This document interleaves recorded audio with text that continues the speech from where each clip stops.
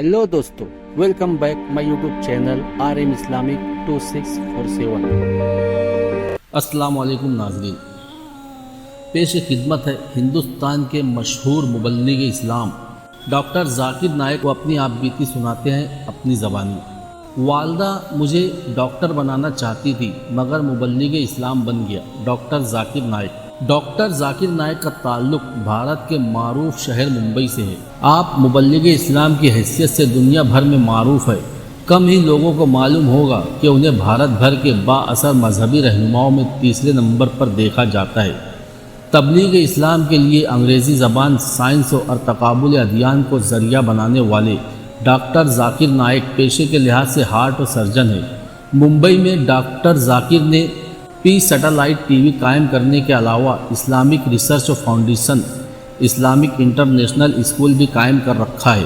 Heart specialist से मुबल्लिग इस्लाम तक doctor Zakir का सफ़र उनकी अपनी ज़बानी क़ारीन के लिए पेश है।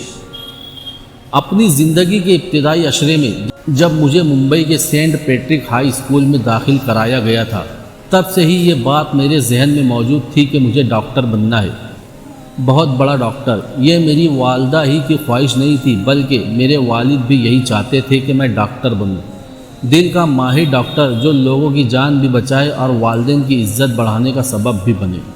1996 तक 1996 तक मैंने अपने वालिदैन का ख्वाब पूरा कर दिया और मैं अच्छा सर्जन बन गया। मगर मेरे दिल में अजीब सी हलचल जारी थी। आखिर एक दिन मैं वालदा के पास बात करने बैठ ही गया। मैं उन्हें मम्मी कहा करता था। शदीद मोहब्बत के बाइस मैं ये सोच रहा था कि बात कहाँ से शुरू करूँ। आखिर मैंने कह ही दिया कि मम्मी, आप मुझे किस तरह का इंसान देखना चाहती है, डॉक्टर कृष्णचंद केलाराम या शेख अहमद देदात। मेरा सवाल बड़ा मुश्किल था। मम्मी काफ़ी देर तक खामोश रही। शेख अहमद देदात के बारे में बताता चलूँ कि वो अजीब इंसान थे। अल्लाह उनके दर्जात बुलंद फरमाए। मेरी ज़िंदगी को पलटने में उनका बड़ा किरदार है। उनका ताल्लुक़ भी भारतीय गुजरात से था और वो ताजिर थे।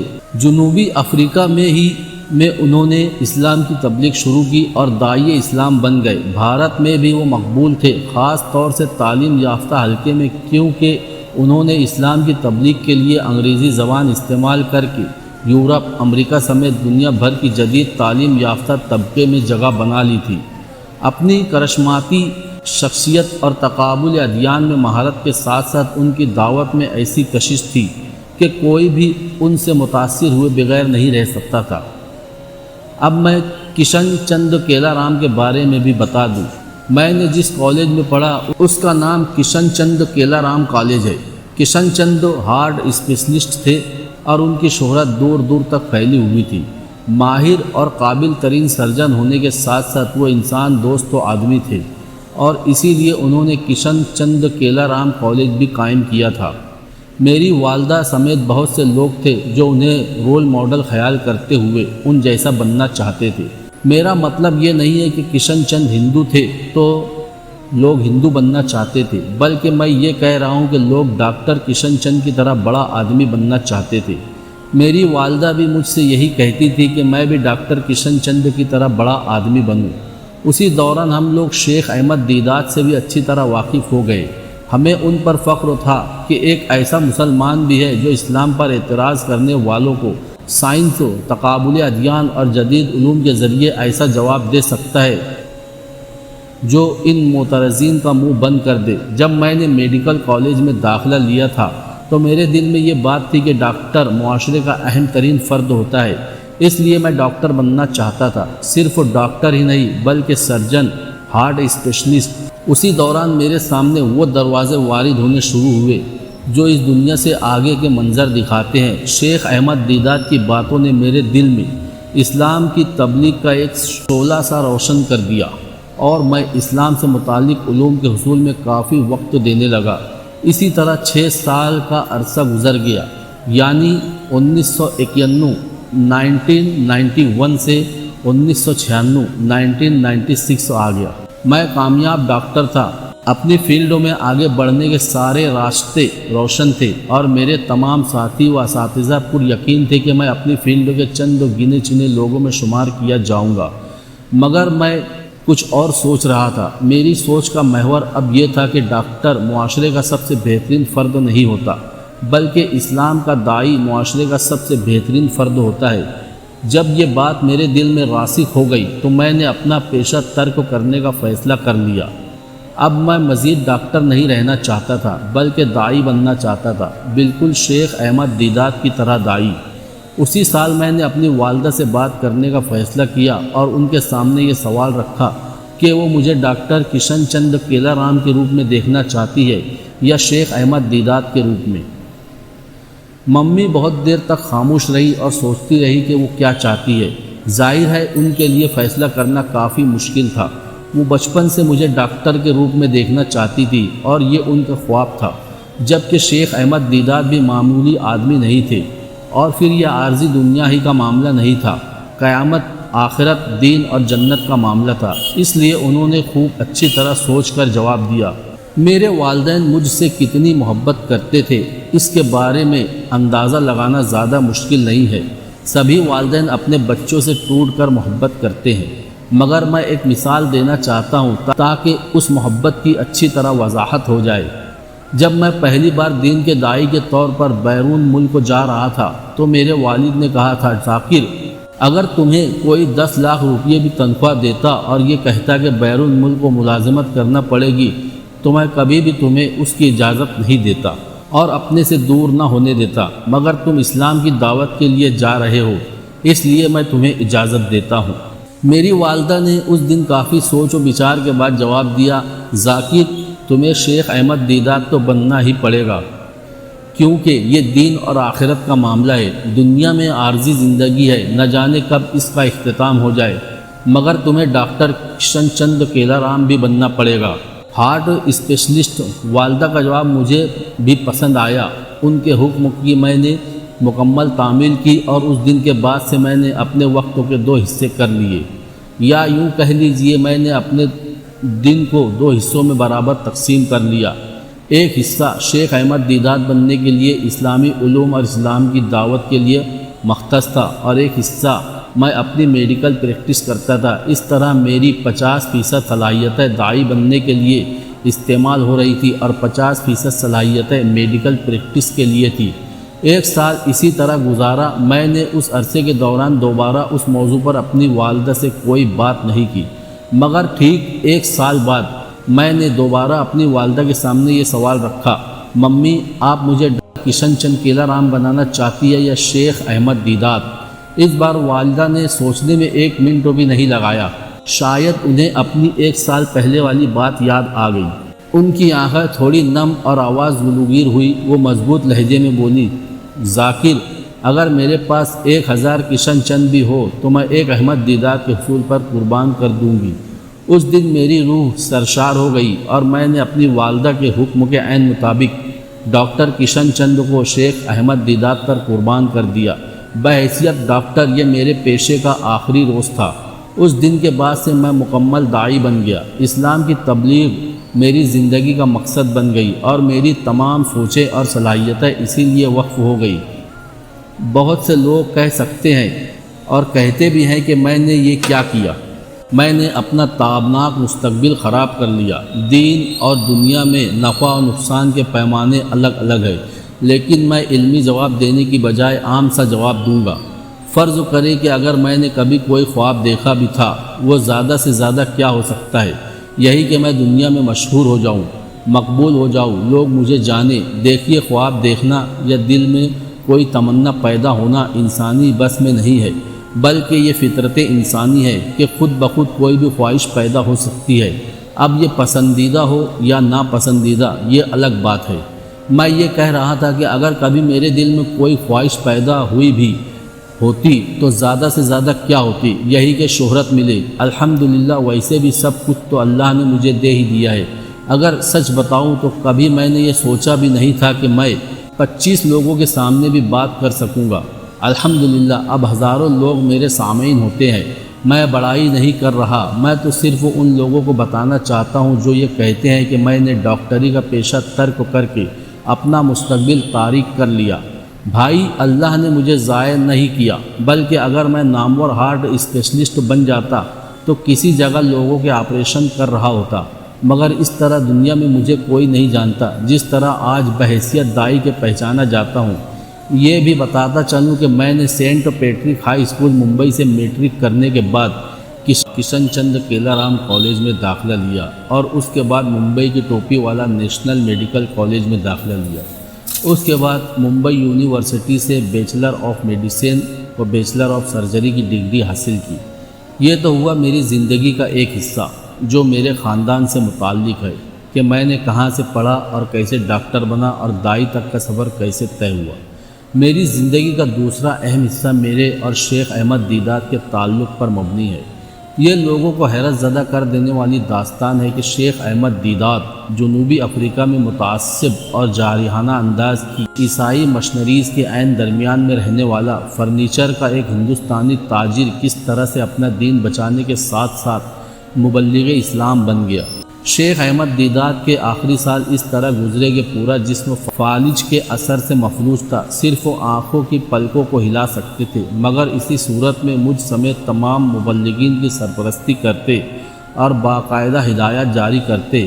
ایک ایسا شخص جو فالج کے باعث بولنے سے قاصر ہو، ہل جل بھی نہیں سکتا، صرف وہ آنکھوں کی پلکوں کو حرکت دے سکتا ہو، آخر کس طرح ہدایت جاری کر سکتا ہے؟ یہ اللہ کی توفیق اور عزم و حوصلے کی حیرت انگیز ایمان افروز کہانی ہے۔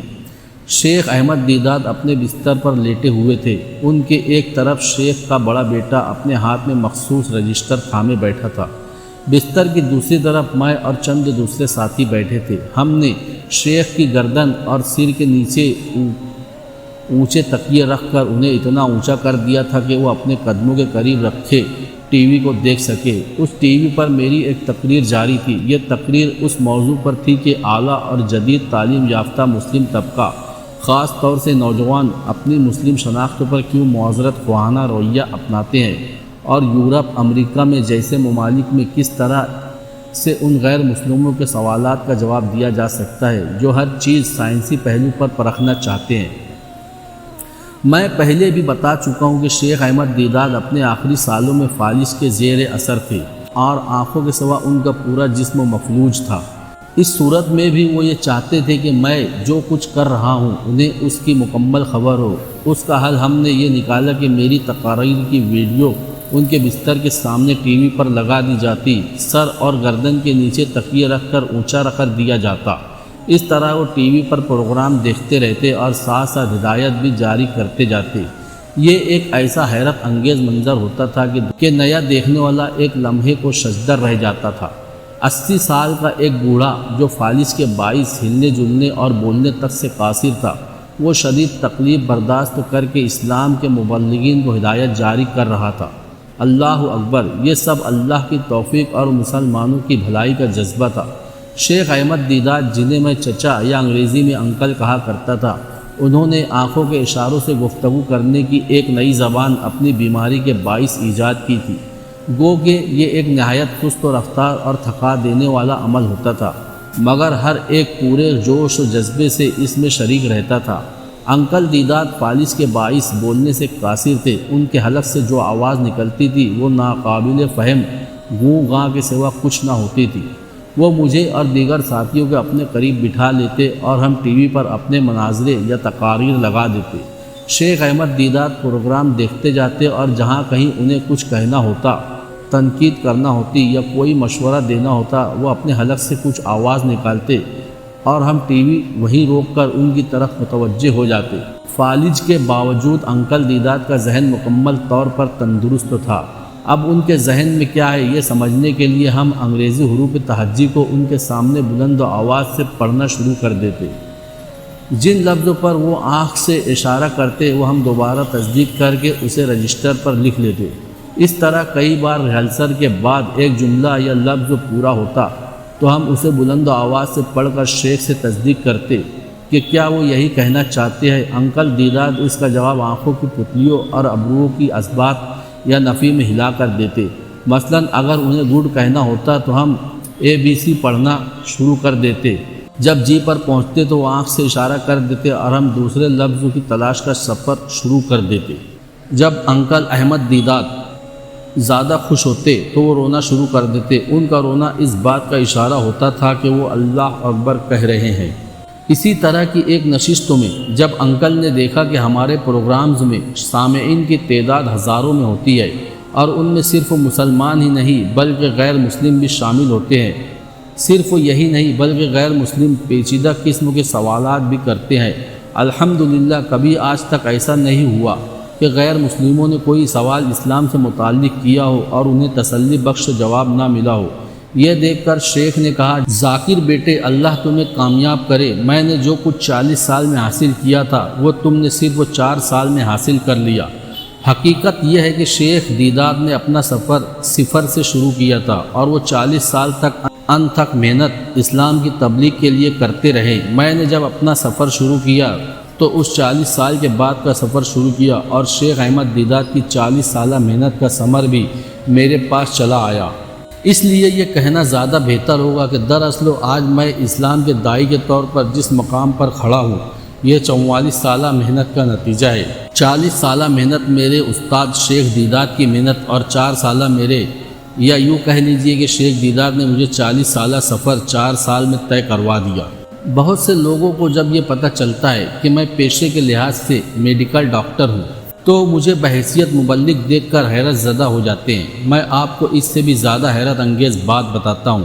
میرے استاد محسن چچا اور میری زندگی کو پلٹ دینے والی شخصیت شیخ احمد دیدار نے اپنی زندگی کا بڑا حصہ فرنیچر کی خرید و فروخت کرتے گزارا تھا۔ ان کے والد بھی تاجر تھے اور جنوبی افریقہ میں رہائش پذیر تھے۔ انکل دیدار بھارتی گجرات میں پیدا ہوئے اور 9 سال کی عمر میں اپنے والد کے ساتھ جنوبی افریقہ چلے گئے۔ یہ 1928 تھا۔ اسی دوران شیخ دیدار کی والدہ انتقال کر گئی۔ دیدار جنوبی افریقہ میں فرنیچر کا کاروبار کرتے تھے۔ ان کا کام یہ تھا کہ گھوم پھر کر فرنیچر فروخت کرے۔ اسی دوران دیدار نے دیکھا کہ عیسائی مشنریہ ہر طرف سرگرم ہے اور عیسائیت کی تبلیغ کر رہی ہے۔ جنوبی افریقہ میں اس وقت نسلی تفاوت اور افراتفری عروج پر تھی اور لوگوں کو پرسکون رکھنے کے لیے عیسائی مشنریوں کو استعمال کیا جاتا تھا۔ یہاں سے شیخ دیدار کی زندگی میں ایک نیا موڑ آیا۔ اس سے قبل ان کے پاس جو معلومات تھی وہ صرف اپنے فرنیچر سے متعلق تھی جو ان کے مسلمان مالک کا تھا اور یہ اسے فروخت کرنے کے لیے سیلز مین کے طور پر کام کرتے تھے۔ شیخ دیدار نے اپنے مطالعے کی ابتدا ہندوستان کے ایک عالم کی کتاب سے کی۔ یہ کتاب مذہب کے تقابل پر تھی۔ شیخ دیدار کو اس بات پر رنج تھا کہ امن کا مذہب اسلام ہے، تو پھر لوگوں کو امن کی طرف لانے کے لیے اسلام کی بجائے عیسائی مشنریہ کس طرح کام کر رہی تھی۔ وہ لوگوں کو درست و راستے کی طرف لانا چاہتے تھے مگر ان کے پاس علم کی کمی تھی۔ اگر وہ عیسائی مبلغین سے کوئی مباحثہ کرتے تو شیخ دیدار کے پاس مشنریوں کے سوالات کا کوئی جواب نہیں ہوتا تھا۔ دیدار نے بائبل خریدی اور اسے ازبر کر لیا، اسلام سے متعلق کتابوں کا مطالعہ کیا اور اس کے ساتھ ساتھ زیر تربیت مشنریوں سے مباحثے شروع کر دیے۔ اب دیدار کے پاس تمام سوالوں کا جواب تھا۔ اس جگہ میں آپ کو یہ بھی بتاتا چلوں کہ شیخ دیدار اور میرے لیکچرز، کتب، مباحثے اور مناظرے انگریزی میں کیوں ہوتے ہیں۔ شیخ دیدار نے مجھے اس بارے میں بتایا تھا اور میں بھی اسی وجہ سے شیخ دیدار سے متاثر ہوا۔ وجہ یہ ہے کہ ہم ان لوگوں تک رسائی حاصل کرنا چاہتے ہیں جو یورپ، امریکہ اور ایسے ممالک میں رہتے ہیں جہاں زبان انگریزی ہے، یا پھر ایسا نوجوان طبقہ جو جدید علوم کا گردیدہ ہے اور اس کی زبان بھی انگریزی ہے یا وہ انگریزی کو ہی ترجیح دیتا ہے۔ ہمارا فوکس یہی طبقہ ہے، اس لیے تبلیغ اسلام کے لیے ہماری زبان بھی یہی ہے۔ دعوت کا میدان بہت وسیع ہے اور مختلف طبقوں کے لیے مختلف صلاحیتوں والے داعیوں کی ضرورت ہوتی ہے، مگر اس کا ہرگز مطلب یہ نہیں ہے کہ کسی کو کسی پر فوقیت یا برتری حاصل ہے۔ نہیں، اسلام نے سب کو برابر رکھا ہے اور کسی کو کسی پر کوئی بھی فوقیت حاصل نہیں ہے سوائے تقوی کے۔ اب جب ہم اچھی انگریزی بول لیتے ہیں، جدید سائنس، میڈیکل، انجینئرنگ اور دیگر علوم کی تحقیق کو سامنے رکھ کر یہ بتاتے ہیں کہ یہ تمام باتیں تو قرآن اور اسلام صدیوں قبل ہی بتا چکے ہیں، تو پھر کسی کو یہ شک نہیں رہتا کہ اسلام ہی خدا کی طرف سے انسانیت کے لیے بھیجا گیا مذہب ہے۔ بات کسی اور طرف نکل گئی۔ میں یہ کہہ رہا تھا کہ شیخ دیدات نے انگریزی زبان کو اسی لیے تبلیغ کے لیے چنا کہ امریکہ، یورپ اور ایسے ہی دیگر ممالک میں مؤثر انداز میں اسلام کی تبلیغ کی جائے۔